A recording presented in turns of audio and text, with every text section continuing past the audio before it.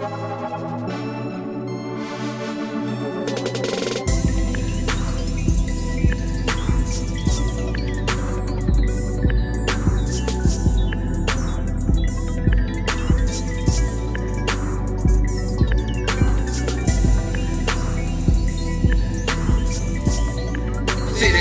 inside they be salty. Don't think I can see personality faulty. Action be talking more louder than words. Don't trust everybody, say fuck what you heard. What up? It's your boy D-Dot with Major Music ENT. Or some of y'all might know me from the Producer's Corner. We used to come on icebreakerradio.com on Monday nights. I'm bringing back my video blogs on music production for the first one this year. Gonna be just showing off my iOS music production setup. I feel over the past, maybe 2 to 3 years, there's been an increase in producers that are actually using the iPad Pro for music production. There are several capable apps on the iPad, on the iOS platform for you to create on some of my own personal favorites that I'm currently using. Beatmaker 3. I actually started out on Beatmaker 2 when I discovered that you can actually use the iPad to make beats on.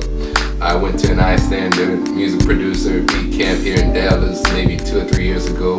Met up with some producers that were using their iPads for production, and from there I ended up buying Beatmaker 2, going home, just kind of experimenting. There's actually some beats I made for my Major Moves 3 album.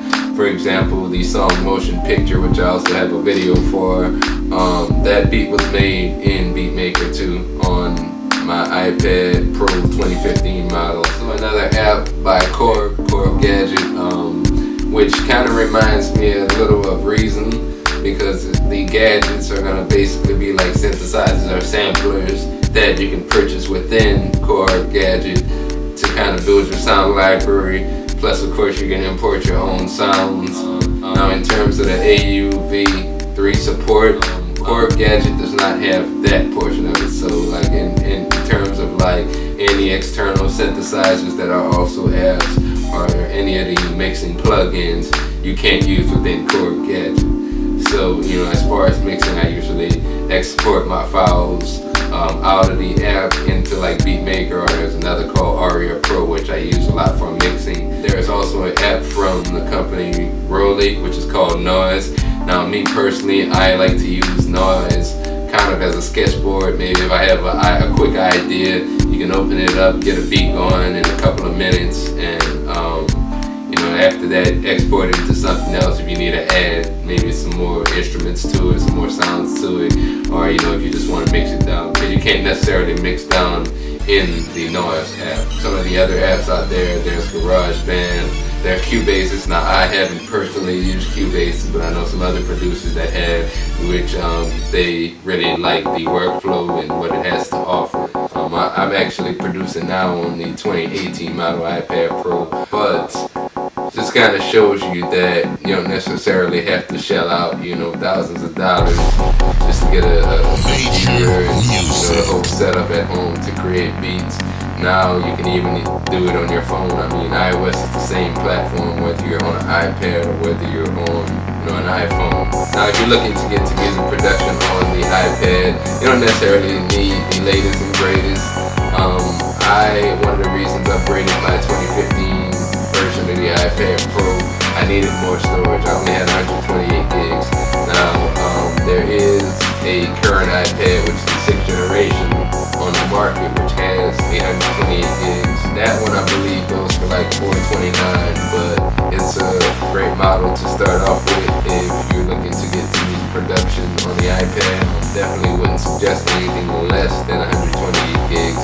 And just once you start getting samples and all those projects and files start to add up, I expanded to 256. Now they go all the way to a terabyte. Just really depends how much you think you'll need.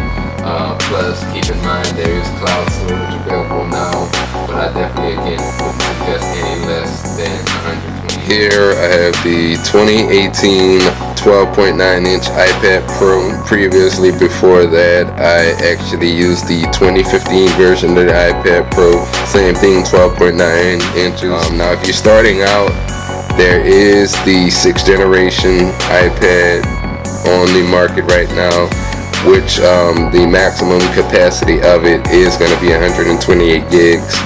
That one I think is more than capable of using for music production.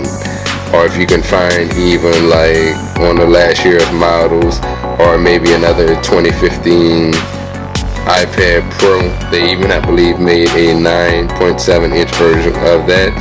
Don't pass those deals up. You might be able to get it for a pretty good price right now. Now, as far as my MIDI setup for my iPad Pro, I use 2 keyboards. Here we have the Arturia Minilab 25 key. To me, the keys on the Minilab don't feel cheaply made. I mean, for 99 bucks, the whole keyboard itself feels very durable. I've had a couple other keyboards in this price range. One, for example, the iRig 25 keys. I've owned 2 of those, and both of them I had the same issue with the mini USB going out in the back of it, like somehow disconnecting on the inside. This one, let's take a look at that. It has the standard USB size, and you know, if you kind of move it around, it's very sturdy. Now, as you can see, I also have the Rolly Seaboard block along with the Rolly block, and I also have the LightPad M, which I use. Now, this expressive 5D touch is starting to become a standard. I know like a lot of apps are starting to adopt it. For example, GarageBand now supports it. MPE, or MIDI polyphonic expression, has been growing over the past 2 to 3 years. I first got into Rolly blocks probably around that time, and to me it also opens another dimension of production, saves you a lot of the time and hassle of modulation and filtering, because you can do it directly by expressing yourself when you play in real time. Now, one of the big questions that I got on a lot of my posts were, how am I going to connect my headphones and my keyboard to the 2018 version of iPad Pro? Well, what you're looking at here is a USB-C adapter from a company called Hyper. I actually got it on Black Friday. I think they were holding a sale, which it was like, I believe, $39 or something like that. On this adapter, as you can see, there's another USB-C port. Now, that USB-C port is usually taken up by this audio adapter, which if you do use your iPad Pro, of course, for music production, you definitely want to get one of these.